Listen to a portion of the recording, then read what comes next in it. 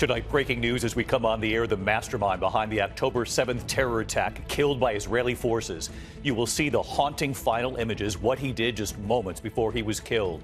Also, new reporting here tonight, the final moments of One Direction singer Liam Payne, who died at 31.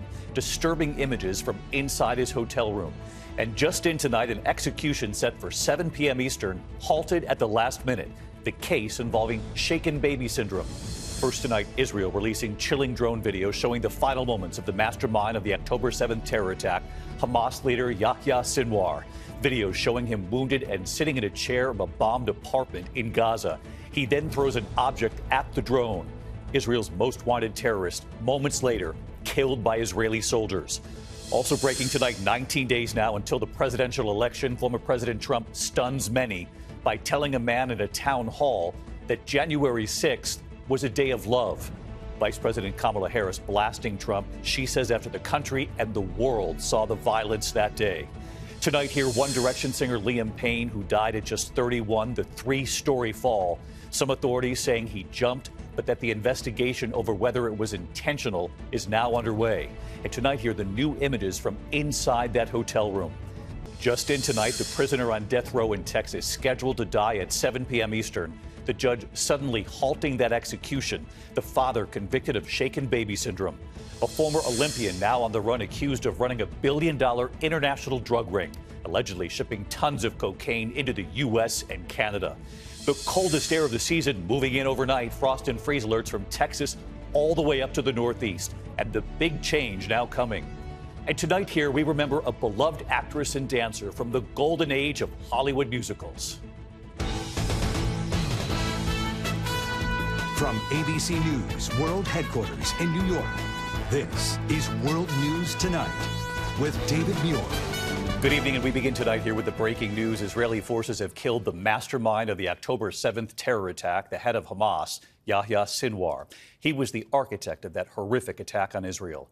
24 hours ago, an Israeli military drone looking for suspects after a firefight, finding Sinwar on the 3rd floor of a residential building in Gaza, sitting among the rubble. They did not know it was him at the time. He then throws something at the drone. Shortly afterward, Israeli soldiers killing him. And it wasn't until today the Israelis discovered the man they had killed was Sinwar, the mastermind of October 7th. Tonight, President Biden has spoken with Prime Minister Netanyahu, both agreeing that this could now be an opportunity for a ceasefire and a hostage deal, vowing to work together to make it happen. ABC's Soufi-Burridge leading us off from Israel tonight. Tonight, this Israeli military drone capturing the final moments of Israel's most wanted terrorist, the mastermind of the October 7th terror attack, Hamas leader Yahya Sinwar. This graphic image showing his dead body after he was killed by Israeli forces. It was IDF reservists, not special ops, who came across Sinwar by chance during a routine operation in Rafah yesterday, flying that drone into a building after a gun battle, spotting an armed man sitting in a chair, his face covered, his hand bleeding after being shot. The man throwing an object at the drone, soldiers soon after killing him. But at this point, they still didn't know it was Sinwar. In fact, it wasn't until today when a separate unit checking the building found his body and recognized it was the Hamas leader, confirming his identity through DNA, dental records and fingerprints. Tonight, Israeli Prime Minister Benjamin Netanyahu saying Sinwar's death brings the end of the war closer, but it's not over yet. President Biden today speaking with Netanyahu from Air Force One, congratulating him on Sinwar's assassination. The two leaders agreeing this is an opportunity to secure the release of the hostages, vowing to work together. He had a lot of blood in his hands. American blood, Israeli blood, others. US officials telling us Sinwar was the main roadblock in the latest ceasefire and hostage negotiations. Across Israel today, cheers, but also fear.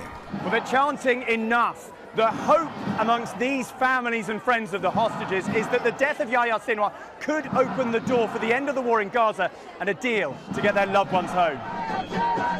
Family members of the remaining hostages, including Americans, taking to the streets, now more concerned than ever. I'm not shedding one single tear for the life of him, but now there's no central leadership. So the hostages are now left to the mercy of the local captor, which is much more dangerous for them Killing Sinwar has been one of the main goals of Israel's war with Hamas. Sinwar in hiding for more than a year and seen here in a Gaza tunnel in video released by the IDF in February. Today, the IDF posting 3 words: eliminated Yahya Sinwar. Vice President Harris today saying justice has been served. Sinwar was the mastermind of October 7, the deadliest day for the Jewish people since the Holocaust. And saying this about his killing. The United States, Israel, and the entire world are better off as a result. And tonight, Sinwar's assassination dealing a major blow to Hamas amid the threat of wider escalation in this region. So let's get to Tom Soufi-Burridge with us live from Israel tonight. And Tom, of course, this assassination of the mastermind of the October 7th attack comes at a critical moment, not only in the war against Hamas, but the security of the entire region here at stake. Yeah, David, with Sinwar dead, the world is watching, and relatives of the hostages are expressing real fear about the fate of their loved ones. But there is hope tonight from President Biden that the war in Gaza could now end, in his words, very soon. David? Tom Soufi-Burridge live in Tel Aviv tonight. Tom, thank you. Back here in the U.S. tonight, 19 days to the presidential election. Former President Donald Trump stunning many during a town hall. Trump telling a man who had asked Trump a question that January 6th was a day of love. Vice President Kamala Harris blasting Trump for calling it a day of love, saying the country and the world saw the violence that day. Tonight, the moment in that town hall, what the voter asked, and now the fallout. Mary Bruce from Wisconsin. Tonight in battleground Wisconsin, Vice President Kamala Harris taking aim at Donald Trump for his new comments calling January 6th a, quote, day of love. We here know January 6th was a tragic day. It was a day of terrible violence. There were attacks on law enforcement. 140 law enforcement officers were injured. Some were killed. And what did Donald Trump say last night about January 6th? He called it a, quote, a day of love. Trump's comments came in a Univision town hall Buenas noches, señor Trump. in response to a question from a Republican voter, Ramiro Gonzalez, who told the former president he was disturbed by his actions on January 6th. I want to give you the opportunity to try to win back my vote. Okay, your, I'd say, action and maybe inaction during your presidency and the last few years sort of, was a little disturbing to me. What happened during January 6th and the fact that, you waited so long to take action while your supporters were attacking the Capitol. I'm curious how people so close to you and your administration no longer want to support you, so why would I want to support you? If you would answer these questions for me, I would really appreciate it and give you the opportunity. There's, your own vice president doesn't want to support you now. Thank you, Ramiro. So the people that don't support a very small portion. We have a tremendous, about 97% of the people in the administration support me. But because it's me, somebody doesn't support, they get a little publicity. The vice president, I disagree with him on what he did. I totally disagreed with him on what he did. Very importantly, you had hundreds of thousands of people come to Washington. They didn't come because of me. They came because of the election. They thought the election was a rigged election, and that's why they came. Some of those people went down to the Capitol. I said, peacefully and patriotically, nothing done wrong at all, nothing done wrong. This was a tiny percentage of the overall, which nobody sees and nobody shows. But that was a day of love from the standpoint of the millions. It's like hundreds of thousands. Though Trump says the crowd on January 6th didn't come because of him, he was the one who told them to travel to Washington, promising, quote, it will be wild. Tonight, that voter saying he won't be voting for Trump, quote, because he didn't tell me the truth. And Harris not holding back. It points out something that everyone here knows. The American people are exhausted with his gaslighting. Exhausted. In the final 2.5 weeks of this campaign, Harris warning Trump is a danger to America, particularly after saying he would use the military on what he calls the enemy within. In a contentious interview with Fox News, Harris pushing back when the interviewer played a clip of Trump denying it all. I heard about that. They were saying I was like threatening. I'm not threatening. Brett, I'm sorry, and with all due respect, That clip was not what he has been saying about the enemy within that he has repeated when he's speaking about the American people. That's not what you just showed. Well, he was asked about that specific... No, that's not what you just showed. In all fairness and respect to you... that was the question that we asked him. You didn't show that, and here's the bottom line. He has repeated it many times, and you and I both know that. And you and I both know that he has talked about turning the American military on the American people. He has talked about going after people who are engaged in peaceful protest. He has talked about locking people up because they disagree with him. This is a democracy. Heading into the final sprint, Harris is really hammering this message that Donald Trump is a danger to democracy and trying to reach those Republicans and independents who have real doubts about backing Trump. Now, tomorrow, both Harris and Trump will be in the key state of Michigan trying to shore up support in the Rust Belt. David. Less than 3 weeks until the election. Mary, thank you. We turn now to the chilling new details tonight in the death of One Direction singer Liam Payne. He was just 31. The 3-story fall at a hotel in Argentina. Tonight, some authorities saying he jumped, but that they're still investigating whether it was intentional. This evening, here are the new images from inside the singer's hotel room. And here's ABC's Trevor Ault. Tonight, disturbing new details in the tragic death of One Direction member Liam Payne. Late yesterday, the 31-year-old pop star falling about 40 feet from his third-floor hotel room in Buenos Aires, Argentina. Paramedics pronouncing him dead at the scene. The security ministry now tells ABC News the singer jumped from the balcony, but authorities are still investigating if it was intentional. He is believed to have been alone in his hotel room, but reports say earlier the singer had been acting aggressively and erratically in the hotel lobby. A concerned hotel manager making this 911 call in Spanish requesting help. Y necesitamos que nos envíen a alguien urgente para una habitación que tiene balcón y bueno, estamos un poco con temor de que haga algo que le ponga en riesgo su vida. The prosecutor's office confirms these photos shared with ABC News were taken inside Payne's hotel room, appearing to show drugs and a smashed television. A preliminary autopsy report saying Payne's death was a result of multiple traumas and internal and external bleeding, adding Payne didn't seem to adopt a reflex posture to protect himself, and that he could have fallen while in a state of semi or total unconsciousness. Overnight, shocked fans gathering outside the Casa Sur Hotel.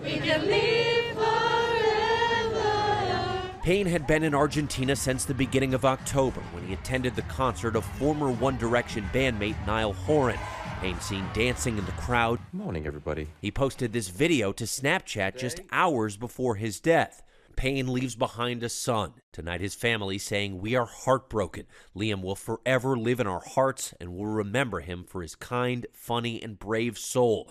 And for the first time, his former bandmates speaking out in a joint statement, "We're completely devastated by the news of Liam's passing. We will miss him terribly."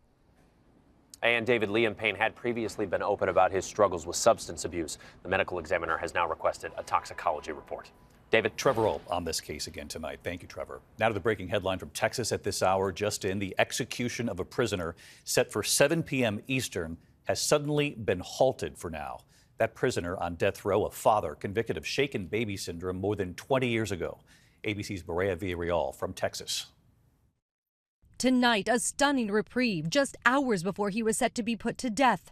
A Texas judge halting the execution of Robert Roberson, the first person scheduled to die by lethal injection in a case of shaken baby syndrome. I can't tell you what happened to her because I don't know. Roberson was convicted of murdering his 2-year-old daughter Nikki in 2002. He said he woke to find her unresponsive after she fell off the bed, but a doctor said there were signs of shaken baby syndrome. The detective who helped convict Roberson now believes he's innocent. He's a special man, and I'm ashamed that I missed that 20 years ago. We were looking for an offender, we labeled him as such, and we made it stick, all based on junk science. The American Academy of Pediatrics warns about the dangers of shaking infants, but experts have challenged the shaken baby syndrome used in criminal cases from decades ago when the science was less understood. Roberson's lawyers argued new evidence suggests Nikki died of pneumonia made worse by medication. Wharton, who has worked to try and stop the execution, visiting him in prison with the New York Times. What do you want to say to me? You know, me and the folks that help put you here. I would like to let y'all know I forgive y'all and stuff. You know, just hope and pray that we can make things right together.